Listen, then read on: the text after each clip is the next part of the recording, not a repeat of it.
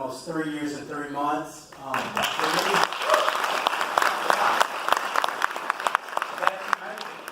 Because I use drugs the same way normal people eat and drink multiple times a day. I do want to say this, I'm not up here to preach, but I got to give credit where it's due. I'm only clean because I have a loving, caring God that can turn broken pieces into masterpieces. And I've got a strong recovery network. So between that God that took a shattered piece of glass like me and turned my life into a masterpiece, a beautiful wife, I've got 2 children, I've got a home, and I've got a big rose bush out in front of my yard. And my yard's not cut, and that's okay, because it's not cut because I haven't found the time to slow down in what I do every day. And what I do is I carry a message of hope, and that hope is that any addict can lose the desire to use and find a new way to live. The question is what are you going to do when you leave here tonight? Are you going to take the information that you're being given and do the same thing you did yesterday, which is sit on your butt? Or are you going to share your story? Because here's the truth. Now, I've got a story. Don't let the suit and tie fool you. I've spent the majority of my life in and out of incarceration, and I have spent the first 38 years of my life caught in the grip of a continuing illness that guaranteed me 3 things: insanity, death, and prison. Period. And I can guarantee you this: everybody who suffers from addiction stops using drugs. Period. I don't know if you knew that or not, but every addict will stop using. They're either going to find a new way to live or they're going to live out one of the guarantees. Period. I have an amazing life today, but it wasn't always like that. And the first thing I would say to anybody here is educate yourself before you try to educate somebody else. Because you're going to mess around and mislead somebody. I get sick at my stomach when I hear people label addiction by a certain drug. There is no opiate use disorder. There is no substance use disorder. There is no heroin addiction. There's simply addiction.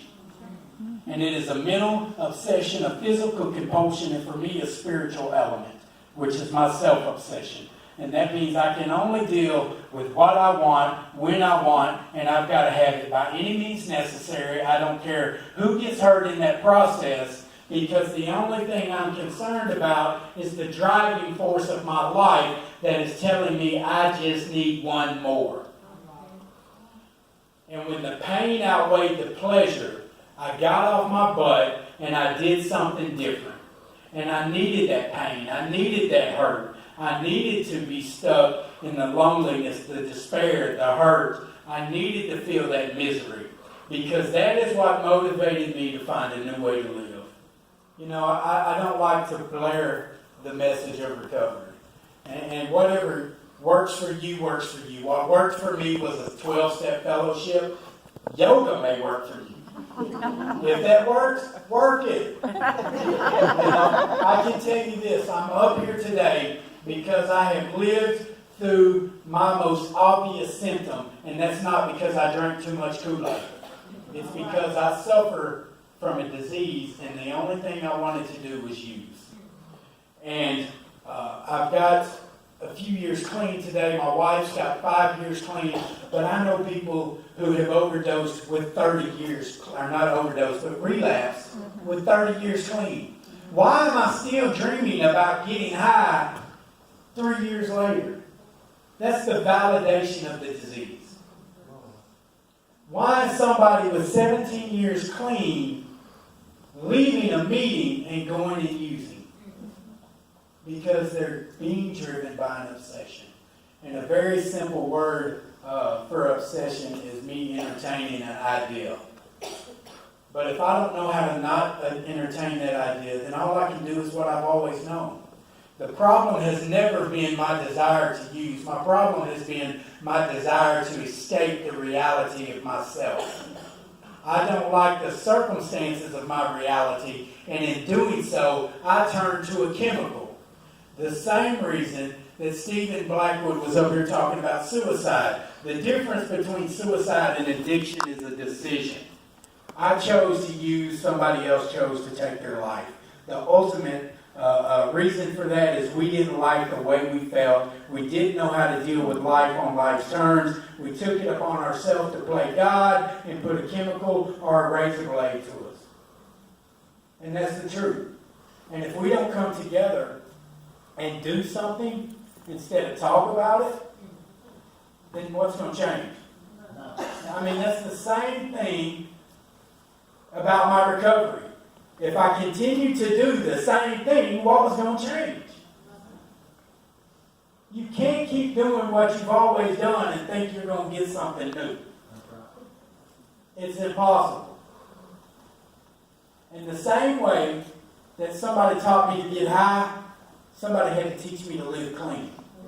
See, my problem wasn't quitting getting high, because I could quit any time. That back then Kirk Lane was a narcotics agent, so anytime I saw a bald guy, I could quit.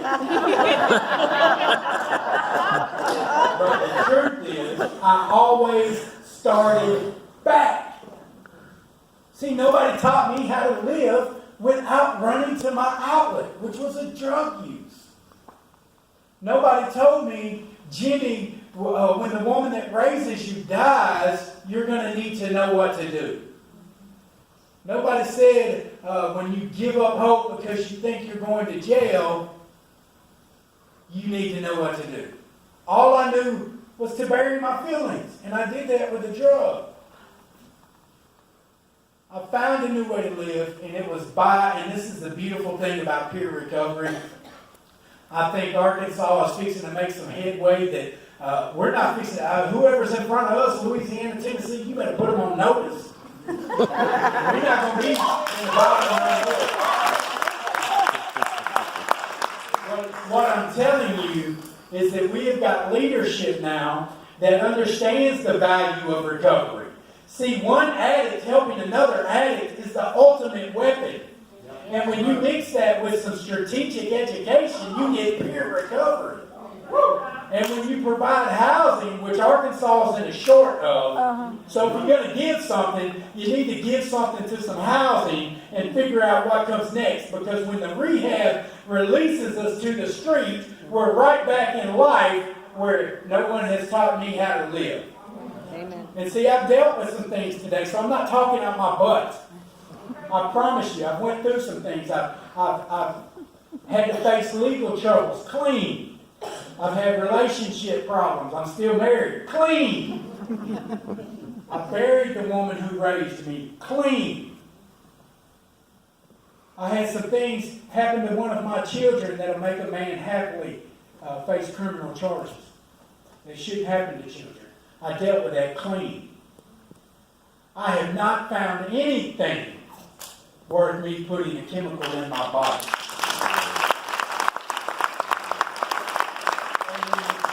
And when you take that and you give it to somebody else, now it's not about just putting out the fires that we're dealing with, right? The beauty of peer recovery is by teaching you how to not get high, by showing you have a choice, that even when you want to use, you don't have to.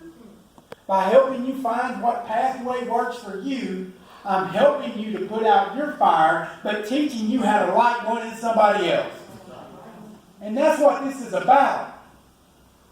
This is not about talk anymore. Anybody can get up here and talk good for an hour or say what you got to say to get in office, whatever. I'm living proof that changes have been made.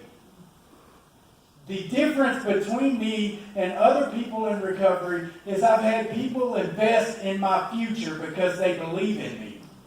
So I'm up here as a recovering addict, not a college graduate. I've got a PhD. No, I got a PMD. Pass me the dope degree. That's what I got. And I've got a successful knowledge of recovery. And I understand the disease concept. See, there's a cliche that they say, once too many and 1,000's not enough. And that's the truth. See, I went from sitting in a cell wondering if commissary was going to come to trying to get my yard mowed before my wife gets home. Because I have a home today. I have a life today. I have friends. I have family. And you don't understand, it is a big deal for me to be clean. I'm that guy that the only explanation for what's going on in my life is that the entire time I was living, I was in and out of jails and institutions. I was caught in the grip. I was stealing. I was doing whatever I had to do to use. And that whole time, the God of my understanding, who I call Christ, was shaping me, forming me, and molding me, and giving me the experience that I needed to reach people like me. And I'm not the only one. That's what's crazy. Arkansas has got 1,000 people like me. There's a room full of them here right now that I see every day in recovery community outside of this room. People that I draw strength from. I'm not going to throw you under the bus, but you know who you are. That I go to. I've learned to rely on other people to help me make decisions. I am a mismanager at best, and I had to come to terms with that. Here's the thing. Nobody you know gets judged for being a diabetic. Nobody you know gets judged for having Tourette's syndrome.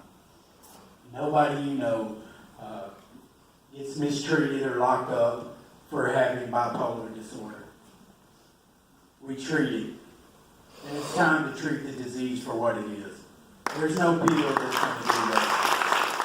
It's the therapeutic value. Not just of one addict helping another, but it's the community. You know, the people with lived experience can't do this without the clinicians. Clinicians, we're not going to be able to do it without the peers. Here's the truth of it. Whatever we've been doing for the last 100 years, it doesn't work. So quit bragging. It doesn't work. It's time for change. And if we embrace it with an open mind, then we might have a chance. One thing I know is I can't graft a new idea with a closed mind. So we better embrace the idea of letting people who have lived addiction and lived recovery be a part of the team.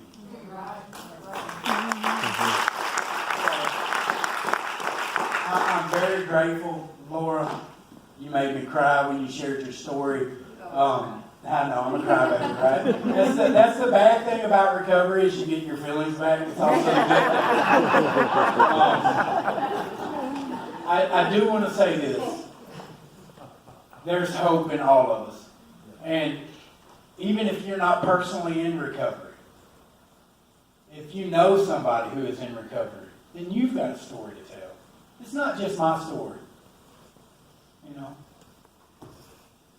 If you've got a family member, if you were affected any way at all, and you've lived through it, then you've got a story to tell. And the more we share our stories, the more we put that hope out there, we do two things. We break the stigma, and we encourage people to come out of the darkness. And that's how you spread a fire. I want to thank you for letting me come share, Laura, Channel 11. I do want to tell you this, and I'll close. You know, despite my past, despite the plethora of self-imposed disadvantages I have, the fact that I'm a felon, the fact that I'm a recovering addict, I work for the state drug director. You don't get it. You don't get it. You don't get it. The man arrested me. Now you get it. And what's crazy is 20 years ago, Kirk Lane was a narcotics officer, Director Lane. He was head of CID in Pulaski County, and he arrested me. And, you know, looking back, God knew then what his plans were today. There's no other way. But he saw the value in recovery. He saw the value in a powerful message. And he saw the proof. Yeah, because I was bad. He saw the proof. And he believed in me. And before you know it, we were speaking at different events. And that's hope. That's hope. And I am one of those guys that shook his hand like you were talking about, Stan. Thank you for holding me accountable. Because, believe it or not, the closest thing I had to a father figure were law enforcement officers who arrested me.